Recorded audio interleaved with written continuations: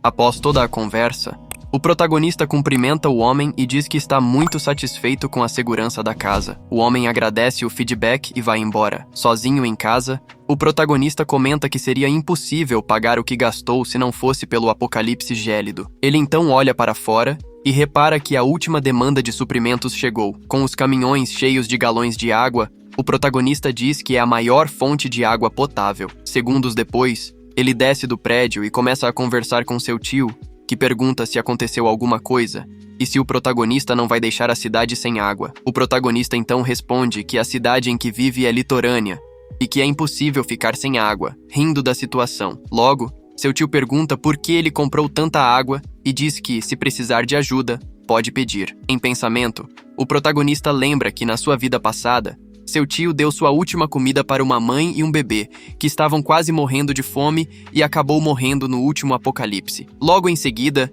ele diz ao tio que a temperatura está um pouco estranha neste ano e que tem recebido notícias de um inverno muito rigoroso, comprando tudo isso para se prevenir. O tio então questiona se a notícia é verdadeira e confiável. O protagonista responde que já está se preparando. O tio agradece e diz que também vai fazer um estoque.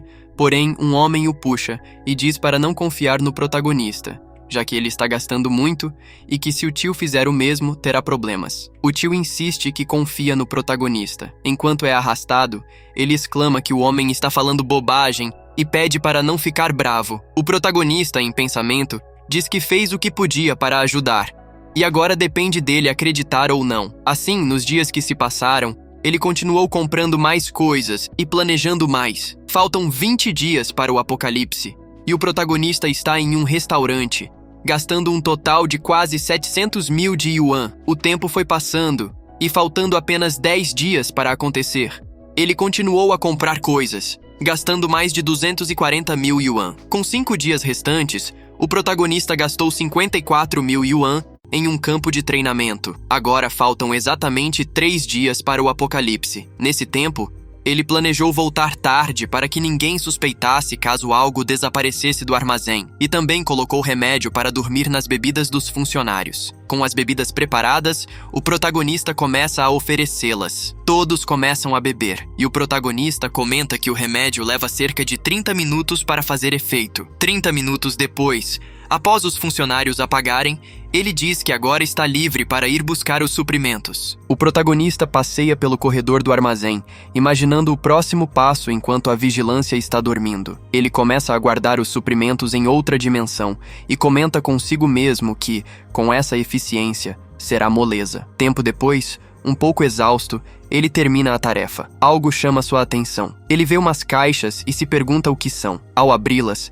percebe que é uma camisa que possui a melhor tecnologia para suportar temperaturas negativas. Agora, com isso, ele tem certeza de que vai sobreviver ao apocalipse gélido. Enquanto bebe água, com a galera dormindo ao redor, ele comenta para si mesmo que esvaziar o armazém sozinho é algo fora do comum. Sentado no sofá, acredita que ninguém vai suspeitar dele. Alguns momentos depois, o protagonista, cochilando no sofá, é acordado pelos vigilantes. Um deles comenta que parece que foi um fantasma, pois o armazenamento foi todo esvaziado.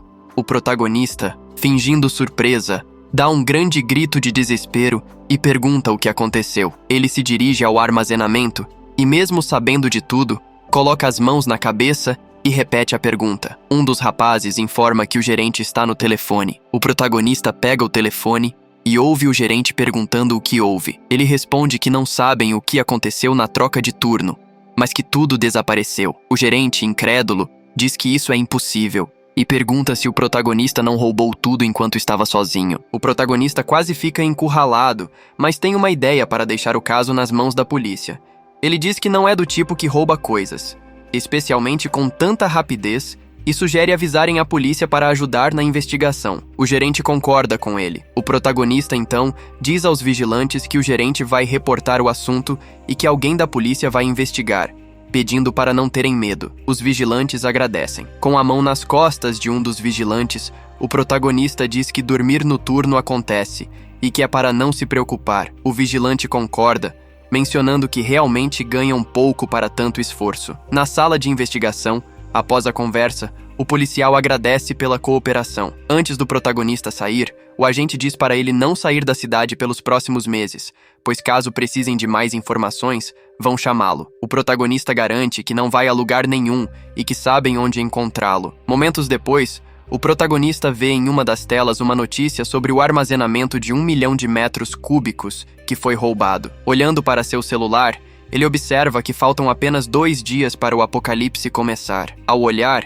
ele vê o reflexo de um floco de neve e, ao levantar a cabeça, percebe que está nevando. Ele comenta que o tempo está horrível, já que a neve começou de repente. Com o frio intenso chegando, o protagonista nota que está mais frio que no ano passado e decide ir logo para casa. Caminhando com muito frio, ele murmura que em 2 dias o mundo entrará na Era do Gelo. Durante esses 2 dias, uma supernova explode. Às 2 horas da manhã do dia 12 de dezembro, a explosão que abrigou toda a Terra causa uma queda drástica na temperatura, resultando em graus negativos. Depois do acontecimento, o protagonista está em seu apartamento olhando pela janela para a neve que cai sobre a Terra. A cidade está extremamente fria, com neve caindo por toda parte. Enquanto bebe um copo de água, ele comenta que finalmente começou. Enquanto isso, lá fora está muito frio, com neve caindo para todo lado. O protagonista, ainda segurando o copo de água, senta na cadeira e olha para o celular. Ele está verificando as mensagens em uma rede social. Nela, algumas pessoas estão xingando o tempo, outras perguntam como vão trabalhar, algumas brincam com a situação e um posta uma foto no tempo. O protagonista xinga Yun em pensamento, dizendo que é para ela aproveitar, pois isso é só o começo. Ele dá uma espiada lá fora e observa, fazendo uma associação do que está por vir. Olhando para as garotas tirando fotos animadas, ele pensa que quer ver se elas ficarão tão animadas assim quando o tempo ficar crítico. Na manhã seguinte, uma mulher está prestes a sair, mas não consegue abrir a porta. Ela se pergunta o que está acontecendo.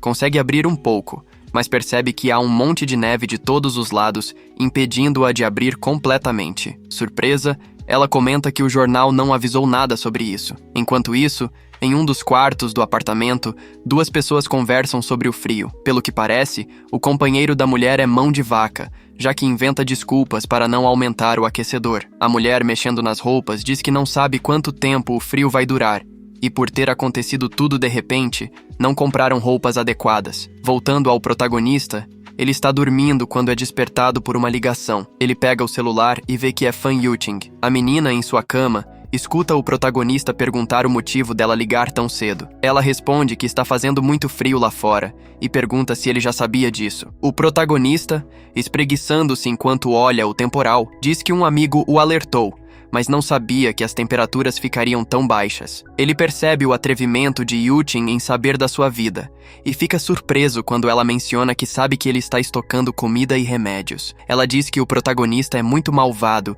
e, com safadeza, comenta que sua bundinha está congelando. O protagonista, já sabendo disso, fica satisfeito, mas logo diz que, se ela não tiver mais nada a dizer, ele vai desligar. Yu pede para ele esperar um pouco, mas o protagonista desliga. Ela fica aflita, perguntando se o que aconteceu para ele se atrever a desligar na cara dela, e diz que isso não pode ficar assim. Após isso, o protagonista percebe o erro cometido e conclui que foi um erro de cálculo, pois não sabia que Yu seria tão sem vergonha a ponto de ligar tão cedo. Ele então alonga o corpo, decide tomar um banho e depois um café para poder observar as reações da comunidade. Minutos depois, está no sofá comendo uma refeição rica enquanto assiste ao jornal. A notícia corre solta. Uma fonte de ar frio atingiu várias partes do mundo, deixando a temperatura negativa na atmosfera. Um alerta é dado para que ninguém saia de casa e que não acumulem suprimentos. Quem estiver fazendo isso será investigado. O protagonista comenta que esse nível de esfriamento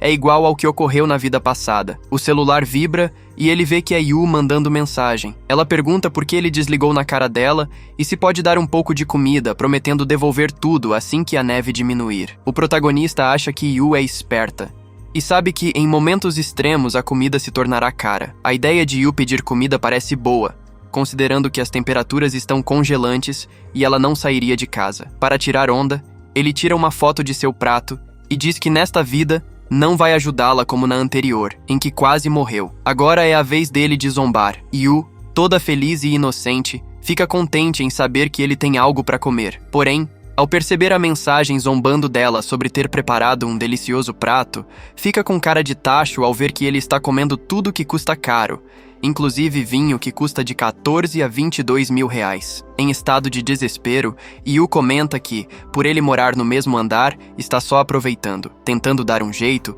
ela diz que também quer comer o mesmo. O protagonista tira onda, dizendo que, se quiser, que compre no mercado. Yu então prepara um texto dizendo que ele não é homem de verdade, que tem muita coisa para compartilhar, mas não quer. Misturada de emoção, raiva e tristeza, ela afirma que não pode ficar assim, pois o protagonista é apenas um peixinho na lagoa e não pode desequilibrá-la. O protagonista joga o celular no sofá e continua a comer, mas vê que o tablet que controla o sistema de vigilância do prédio vibra e notifica. Ele dá uma olhada e percebe que está tendo uma confusão na entrada. O Sr. Lin, que está de olho na entrada, está tentando controlar a saída dos moradores para comprarem comida. Eles argumentam que, se demorarem mais, o preço das comidas irá aumentar e que, por não saberem quanto tempo isso vai durar, querem estocar alimentos. O Sr. Lin rebate dizendo que isso contribuirá para o caos e que, se fizerem isso, os preços de tudo subirão. Ele deixa claro que quem ousar fazer isso e for descoberto será denunciado às autoridades. Os moradores ficam tensos. Instantes depois, todos olham para trás ao escutar o protagonista perguntar ao Sr. Lin quanto tempo vai durar a queda de neve. Ele continua dizendo que, se demorar mais, vai acabar o que tem para comer, e pergunta quem assumirá a culpa por eles morrerem.